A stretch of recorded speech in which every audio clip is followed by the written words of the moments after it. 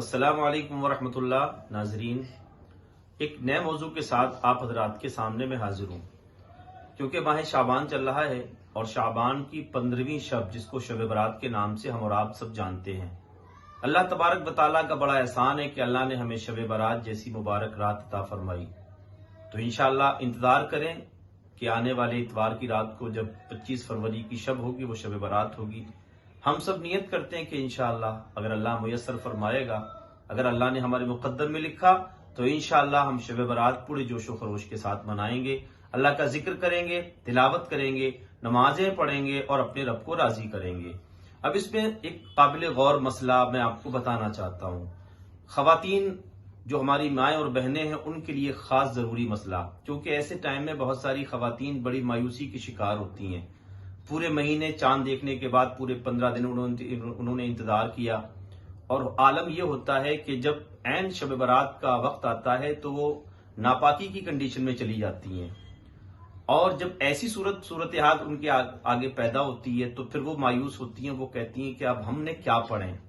تو ان ماؤں بہنوں کے لیے میں ایک ضروری مشورہ دینا چاہتا ہوں کہ وہ بالکل بھی پریشان نہ ہوں، بالکل بھی مایوس نہ ہوں۔ اللہ تبارک و تعالیٰ نے اگر یہ شب برات عطا فرمائی، آپ نے نیت کی تھی کہ ہم نے نفل پڑھنا ہے، نمازیں پڑھنی ہے، اللہ کا ذکر کرنا ہے، قرآن پڑھنا ہے، اور جب ایسی صورتحال آپ کے سامنے پیدا ہو گئی، کیونکہ یہ نیچرل ہے، قدرتی ہے، اللہ کی طرف سے ہے، اور جب ایسے حالات میں آپ ہرگز بھی احساس کمتری کا شکار نہ ہوں،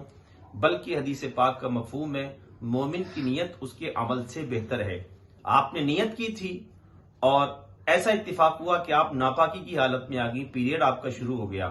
اب ایسی صورت میں آپ نماز پڑھیں یا نہ پڑھیں، یہ چیز ضروری ہے۔ اس کنڈیشن میں نہ آپ قرآن پڑھ سکتی ہیں نہ آپ نماز پڑھ سکتی ہیں۔ خیال رکھیں ایسے ٹائم میں آپ ہرگز نہیں کریں گی، لیکن خیال رکھیں آپ اس رات میں پھر کریں کیا۔ آپ کو رات تو مل گئی، تو اس لیے فقہا فرماتے ہیں ایسی کنڈیشن میں آپ مصلی بچھائیں، تسبیحات پڑھیں،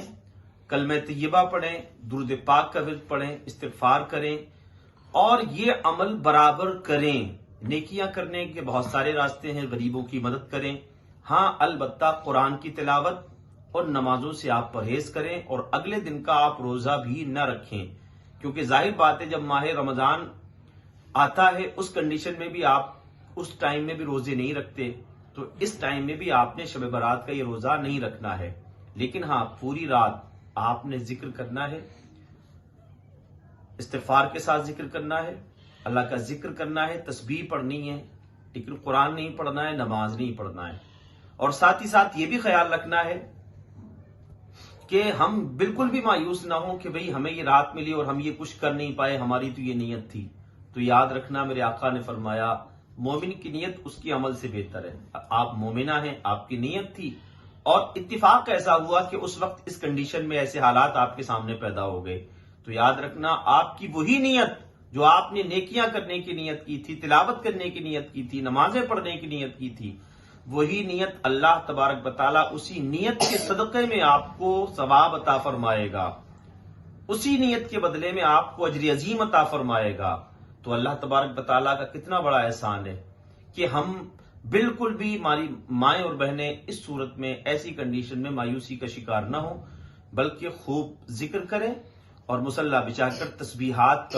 کرتے رہیں۔ اللہ تبارک و تعالیٰ ہم سبوں کا حامی و ناصر، اللہ تبارک و تعالیٰ فضل فرمائے، شب برات کی برکتوں سے ہم سبوں کو مالا مال فرمائے۔ مجھے امید ہے کہ آپ کو ویڈیو پسند آئی ہوگی، اور اگر پسند آئی ہے نا تو ایک چھوٹا سا سبسکرائب کریں، اپنے بھائی کو پیار سے نواز دیں۔ اللہ تبارک و تعالیٰ ہم سبوں کو، آپ سبوں کو جزائے خیر عطا فرمائے۔ جزاک اللہ خیرہ۔